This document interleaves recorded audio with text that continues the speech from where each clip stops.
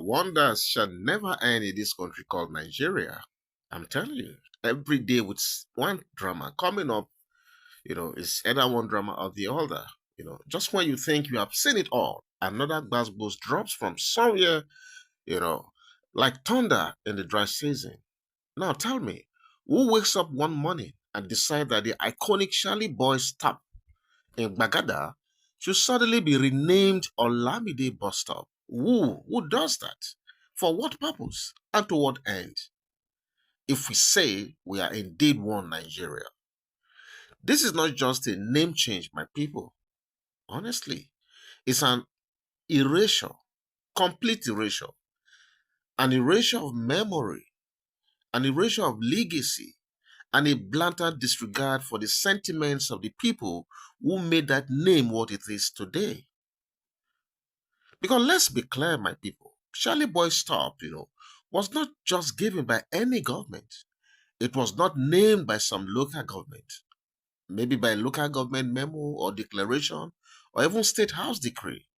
It was organically named by the people. Yes, the people of Gbagada themselves, who felt represented by Charley Boy's doggedness, his fearless activism, his connection with the downtrodden, and his ever rebellious spirit against injustice.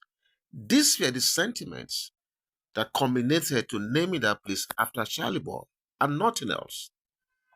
Now, in a move that smells of political desperation and sheer ethnic pettiness, some faceless powers, have decided to rename that symbolic landmark after someone else. Not because Olamide, is not worthy in his own right, don't get me wrong, but because somebody somewhere thinks legacy can be rewritten overnight, just like that. Why do we think like this in this country called Nigeria? Why do we? But let's go back in time. Let's remind them who Charley Boy really was, or who Charley Boy really is. He's not just a media personality. He's not just that flamboyant man on the Okada. He's the voice that rose when others went silent. They must have forgotten, right? The man who marched under the scorching sun with the commoners. The man who stood shoulder to shoulder with angry, jobless youths during the Occupy Nigeria protests. The man who led the hashtag our Mumu done too much movement and got beaten by police at Unity Fountain in Abuja just because he dared to ask that Nigeria should be better. Don't forget his age. Yes, don't forget his age. Charley Boy is not a small boy. I think he should be in his early or mid 70s right now. Okay? This is the person we are talking about today. Do they remember when fuel prices skyrocketed and Nigerians were groaning? Where were the politicians? Where were the lawmakers with stolen bellies? Or with their swollen bellies? Where were they? Charley Boy was on the streets, protest after protest, hashtags upon hashtags. He stood up for pensioners who had been forgotten. He fought for the Shibor girls as well. He challenged the old guard when the youth still whispered in fear. They must have forgotten this, right? His area father, a symbol of rebellion, truth, and the unending fight for social justice. A man who has refused to be silenced. Yes. Sometimes I watched Charley Boy, on the screen, and I'm wondering, like, how is this man over 70? Because his physique, his physical appearance is so uniquely uh, uh, special. You would never know that he has crossed even 50. A man who has refused to be silenced. A man who has used his platform to speak for those with no microphone. For decades, yes, you heard me well. He has been around, he has always been there. And you want to wipe that with a stroke of politician's pen? Because renaming that bus stop is like just trying to rewrite history, which was written organically on its own. My people, at this point, I want to say, do not get it twisted. Olamide, yes, aka Badoo, he's a proud son of the soil. He is a street king, no doubt. But this is not about who deserved the name more right now. This is about why the name was given in the first place. Of course, I love Olamide so well. I mean, he's one musician, producer that I love with so much passion because he knows his game, and I mean, he's got credibility as well.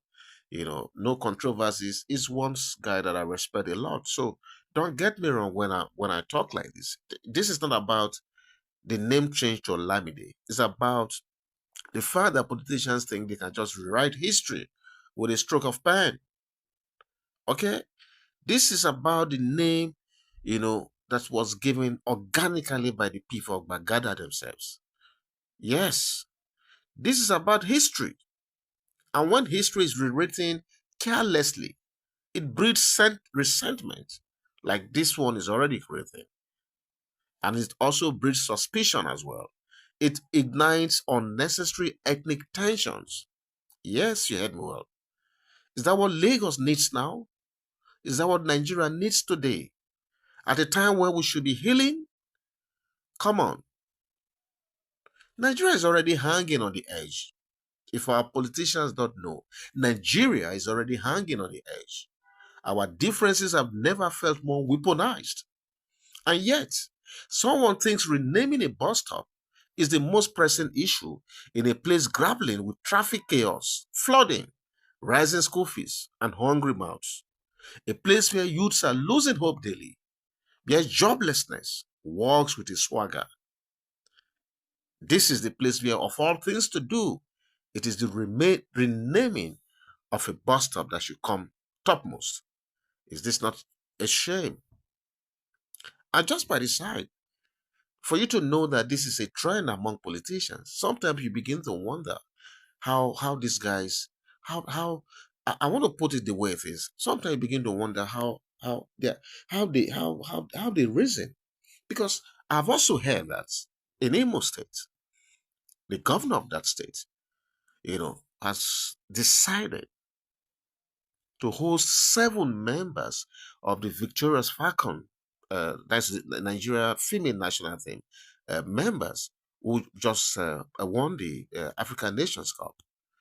And according to the report, these 7 members of the team are the ones, from directly or originally from Imo State. Now, the question is this: what happens to the other members of the team? Because it's a collective teamwork, it's a game made up of a team. Now, you bring out 7 that comes from your state. When they were conceiving this idea, what were they thinking? Is this not like, encouraging ethnicity, bigotry, and all, whatever? The same thing that Nigeria should not be doing at this time. Has anybody thought what would be going on in the minds of the others that were not called for recognition by this governor? What would have been wrong if he had called all of them for the sake of unity, for the sake of peace, for the sake of equity? Because it's a team game, for God's sake. It's a team game. And this is why Nigerians are very angry. And I'm particularly very, very angry because I don't get it. Now, back to the issue of Gbagada again. See, this is why Gbagada people are fuming right now. They are fuming because it is not just a name, it is a reminder of how easily legacies can be trampled, how the powerful think they can reshape history just to suit their narrow interest. Even Charlie Boy himself, in his usual calm madness, has said he's not bothered by the name change if it is meant to suit the suffering of the masses. But we all know it is not. It is not about the people. It is not about unity. It is certainly not about development. It's about politics, optics, and some silent ethnic game playing out in plain sight. What messages are we sending to our children, for God's sake? That no matter how much you fight for the people, you can be forgotten in a heartbeat?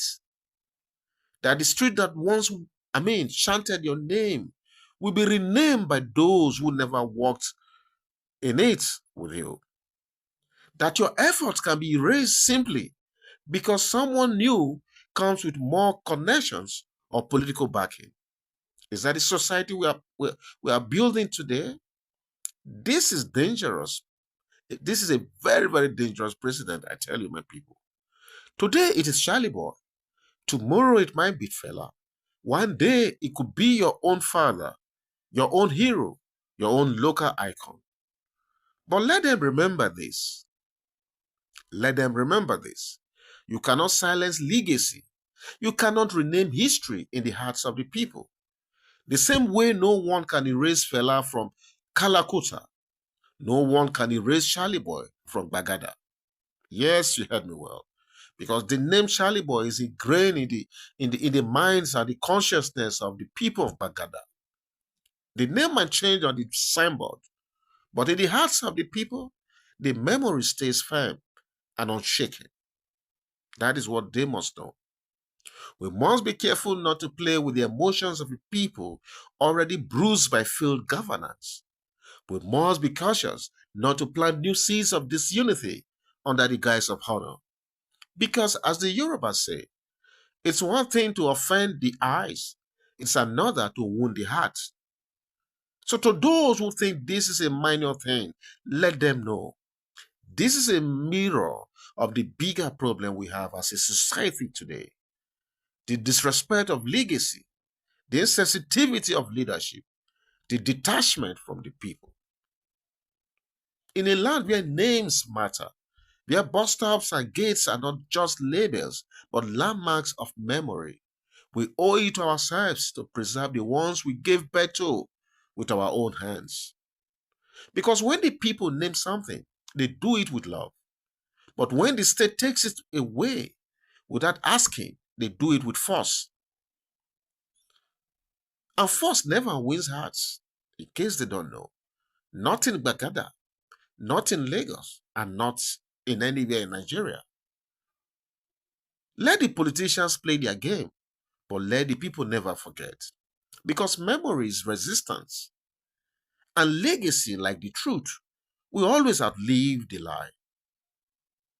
This is Nigeria. And in Nigeria, I tell you, my people, names matter. Yes. And with this, I'm going to end this video right here. What do you think about this of all this story? Please feel free to go to the comment section and leave your comment right there.